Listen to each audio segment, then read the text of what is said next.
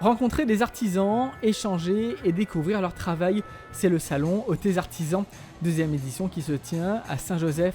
Le public répond présent pour trouver des idées cadeaux à offrir ou à s'offrir. Alors je trouve que c'est très bien d'avoir réuni aujourd'hui des artisans créateurs pour faire la promotion des produits pays et du fait main. C'est une façon aussi de mettre en avant ce qui se fait par nos artisans pays. Très bien, beaucoup d'artisanat pays surtout, fabrication locale, donc belle découverte. Au top, on fait le tour des artisans, il y a plein de jolies affaires. Je vois que les couturières sont bien représentées, c'est magnifique. Les artisans, plus d'une cinquantaine venus de tout le sud de l'île, sont heureux de participer à cette journée sous la halle.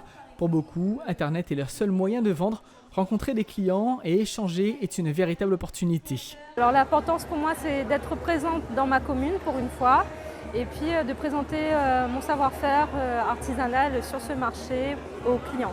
C'est important justement de quitter les réseaux sociaux, de venir vraiment à la rencontre des clients. Toujours, c'est une énergie qui est différente. Sur les réseaux, je trouve qu'il y a quand même une barrière et là, les rencontrer, échanger, sourire, c'est toujours mieux. Et puis parfois on se retrouve dans des salons avec des commerçants et les clients ont du mal à comprendre que l'artisanat c'est un savoir-faire et donc ça a un coût, mais c'est aussi des produits de qualité. De la gravure sur place, les gens sont intéressés surtout par ça. De l'art à partir du bois, de la pierre, du tissu, des fruits et légumes ou encore de la création de savons. L'artisanat est vaste. Ce salon, sur une journée, a plusieurs objectifs. Souvent sur les marchés, ça peut être une problématique de rencontrer quelqu'un et avec des productions qui nous plaisent, mais on veut la personnaliser, on doit faire un demi-tour de l'île pour aller rencontrer quelqu'un. Donc là, c'est pas le cas, c'est vraiment d'apporter autour de chez soi, d'avoir cet accès de proximité et de circuit court aussi avec les agriculteurs et les artisans du Sud.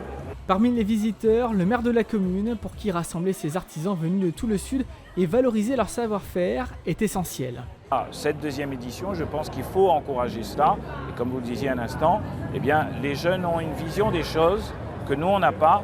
Et aujourd'hui, ils veulent justement faire en sorte que l'artisanat réunionnais ait plus de visibilité. Et je pense que cette association, avec Madame Etève et sa fille Corail notamment, aide justement à avoir cette visibilité. Une visibilité qui associe d'autres arts, je dirais, à la création artisanale. Et c'est très très bien que ça puisse se faire, que ça se fasse chez nous. Une édition qui se veut plus riche que l'année dernière. Un espace restauration est aussi proposé pour permettre d'allier balade, découverte et achat tout au long de la journée.